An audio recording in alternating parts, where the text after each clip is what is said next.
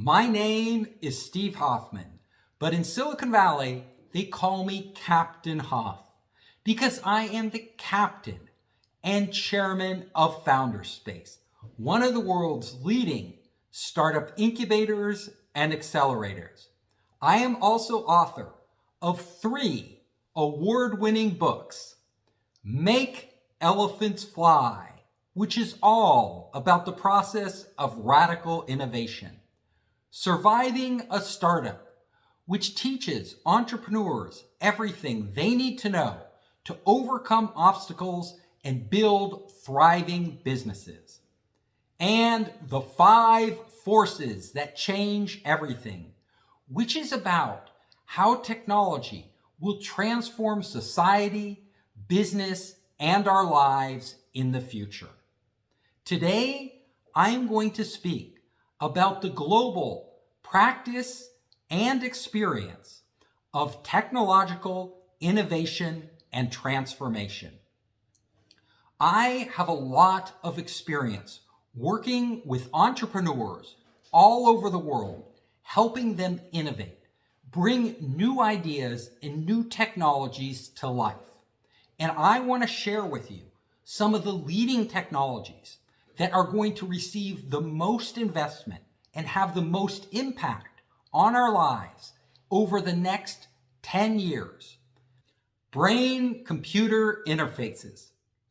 Most people don't realize this, but at some point in the future, we are going to be able to connect our brains directly to the internet.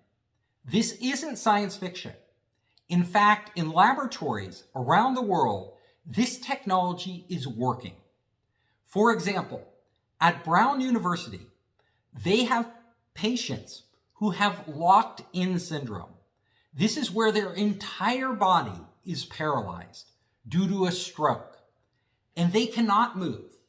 However, with a brain chip, a chip embedded in their brain, they can actually, just by thinking, control a robotic arm and feed themselves. They can, just by thinking, drive themselves around in a wheelchair. And they can, just with their thoughts, send text messages over the internet to other people. Now, this is the very beginning of the first step towards a true brain-computer interface that allows us to connect our minds to the cloud. We are going to see in the future not only brain chips, much more advanced brain chips, which are much smaller and easier to insert into the brain, like Elon Musk's Neuralink is developing, but we will also see potentially non-invasive brain-computer interfaces. These are devices like a headband that you can simply put on your head, and actually it will read your brain waves and communicate to the net. When this happens, we will have what is called mass adoption. People will be actually using these brain-computer interfaces instead of using their phones. Think about this. This will be transformational because right now we use our phones and we use operating systems like Android and iOS as our primary means of communicating with the internet. However, in the future, we're going to have devices we put on our heads that will replace the phone, and we will have a new operating system. It will be a brain-computer operating system. So this brain operating system will understand how to read information in our minds and translate that directly into actions across the internet. Now, a whole new segment of products and services will happen. The world, as we know it, will be completely disrupted by this technology because people will be able to download information on demand just by thinking. People will be able to control the environment around them, whether it's turning off and on lights, whether it's ordering an Uber car to come pick you up, whether it's placing an order at a restaurant for food you want to eat. All of these things will happen just through your thoughts. This technology will not only allow people to do that, but it will allow people to communicate from brain to brain. They did an experiment at Duke University where they had 2 rats in 2 different cages in different cities. And each of those rats had a chip in its brain. When one rat was shown how to get food, to press a certain button when a light went on, the other rat that was connected to this rat's brain could instantly learn that information. Without seeing the light go on, without any cues, it understood when and how to get food. Why is this so amazing? Because what they proved was they could translate information from one living brain to another living brain in real time. That has never been done before. Also, we, in the future, when we have brain-computer interfaces that are much more sophisticated than the brain-computer interfaces around today, we will be able to communicate from mind to mind, from person to person. We will be able to transfer not just information, but also images in our head. Today, at the University of Toronto, they have a non-invasive brain-computer interface that can actually extract images from somebody's head and reproduce them on a computer. It's absolutely amazing. The images are still crude, they're still fuzzy, but you can make out what they are. So this technology, the potential is there. It's been proven in the laboratory. It is only a matter of time before we perfect this technology, commercialize it, and mass adoption begins. CRISPR. Through the advances in genomics, we are at a very important point in history. We have now managed to decode the source code for life on Earth. What does that mean? It means that using technologies like CRISPR, we can now edit genes and create new species of plants and animals that never existed before. This is going to be revolutionary. It is going to change every person on the planet, all of our lives. And how will it do so? Well, let me give you some examples. First of all, they are using gene editing now to attack diseases, previously incurable diseases like cancers. And gene therapies actually have the potential to wipe out cancer permanently. Not only that, they have used gene therapies to actually cure blindness. There is a form of congenital blindness that a child is born with, and they will go blind. However, Spark Therapeutics, a company, actually used CRISPR to develop a gene therapy that prevents this blindness. Also, climate change. We are using CRISPR gene editing now to breed plants and livestock that can withstand more extreme temperatures. For example, at the University of Florida, they are developing gene-edited cattle that can withstand much higher temperatures. This way, as the world heats up, the cattle won't die off. We will need to do the same with a whole variety of plants and livestock if we are going to maintain our food supplies in an ever-changing world with more extreme temperatures. In another area, for food production, a startup called AquaBounty has developed the first gene-edited salmon. This salmon, by editing its genes, can grow twice as fast. So in the future, we are going to see whole categories of food that is reprogrammed to grow much faster, much larger, much healthier, with need less pesticides through CRISPR gene editing. And it doesn't stop there. George Church, one of the leading genomics professors in the world, he is actually thinking of resurrecting the long extinct woolly mammoth by actually taking genes that they have found woolly mammoth genes and inserting them into the embryo of an elephant and having that elephant give birth to a new hybrid creature. These are called chimeras. They are a combination of genes. And we can now actually breed animals with combinations of different genes from different animals. At the University of California, Davis, they have actually bred a geep. What is a geep? It's a goat and a sheep combined, creating an entirely new animal. If we, as the human race, are going to expand beyond this planet, colonize the moon, potentially colonize Mars, we are going to need gene-edited livestock, plants, in order to survive. And we may even need to gene-edit ourselves so that we could survive in the harsh climate of Mars, so that we can survive for long periods of time in outer space. All of these things are possible, and we are going to see an explosion in innovation around gene editing, technologies, and gene therapy. Artificial intelligence.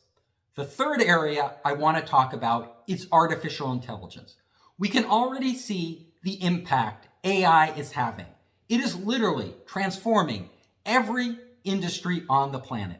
Whether it's logistics, e-commerce, medicine, artificial intelligence is playing a critical role. It can take any device we use and actually make it smarter. Artificial intelligence is such a versatile technology, and there are so many applications. It's impossible to go into them all here. But let me say that the big power of artificial intelligence is that we will be using AI more and more to extend our abilities, to help us make decisions. Imagine a future where you are a boss managing employees. It's very difficult to manage a large group of employees. However, with AI, you can literally have the AI communicating with employees, giving them help when they need to, evaluating their performance, providing them with feedback and advice. Artificial intelligence will be used throughout organizations. It will also be used for us personally as a career coach. For example, the AI will monitor how we work. It will be able to tell us what areas we are good at and what areas we need to improve at. It can also give us advice on which areas we should focus on if we want to get promoted, if we want to do better. And if I, for example, want to find a new job, I may consult an AI because an AI is much better at going out to the massive number of jobs out there and finding a perfect fit for me, the right job for my abilities and the right potential for me to advance along my career path. So human beings will be delegating more and more of their critical decision making to AI. It won't just be what movie should I watch tonight or what dinner should I eat. It will be very critical life decisions. We will be using AI to analyze business partners. Should I work with this person? Are they trustworthy? We will be using AI to find mates.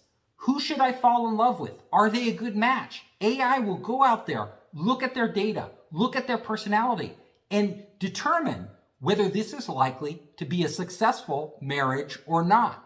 We will be using AI to teach our children because AI can personalize education, focus it on one child, specific needs, allow that child to learn faster and go faster if they need to go faster, or if they have trouble learning, to slow down and focus specifically on the areas that they are having trouble advancing beyond.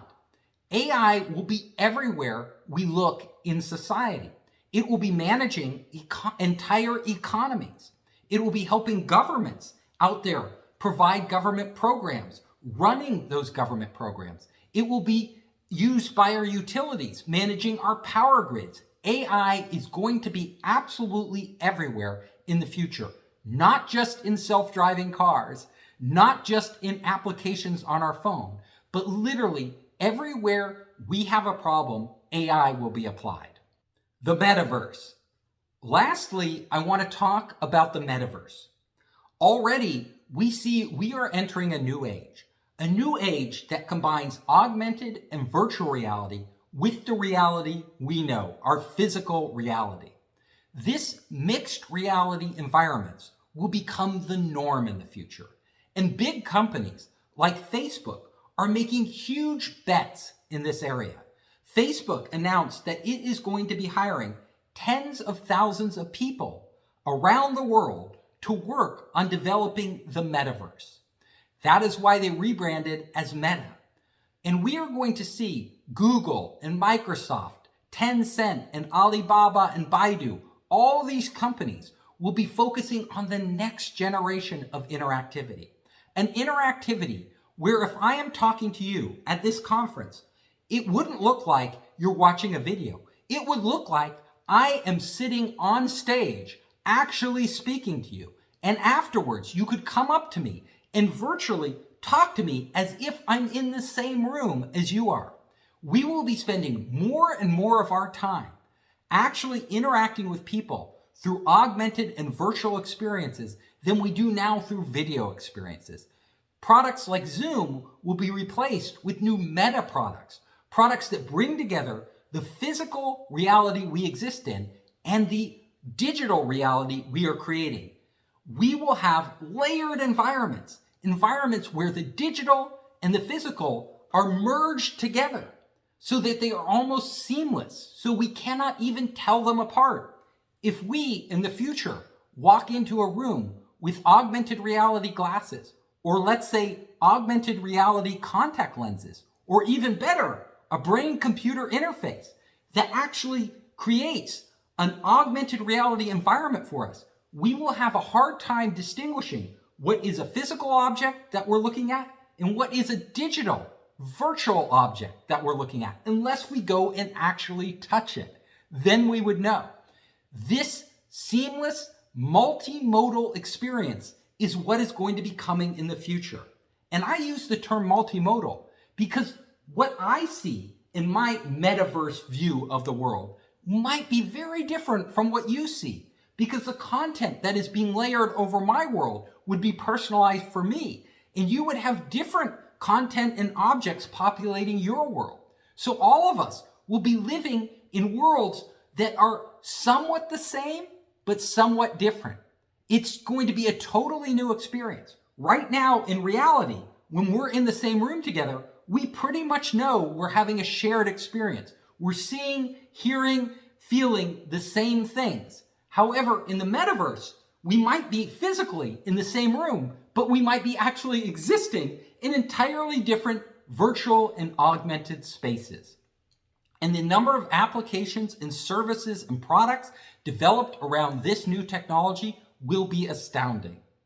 Now, I have highlighted for you 4 of the transformational technologies. There are many more coming, like the blockchain and how it will evolve and all these other technologies, but I don't have time to go into that now. If you are interested in knowing more, check out my book, The 5 Forces That Change Everything. It goes in depth on how technology is transforming the world and what lies ahead in our future. And if you want to reach out to me, you can find me at Founderspace. Just go to founderspace.com and reach out to me, and I look forward to collaborating with all of you in the future.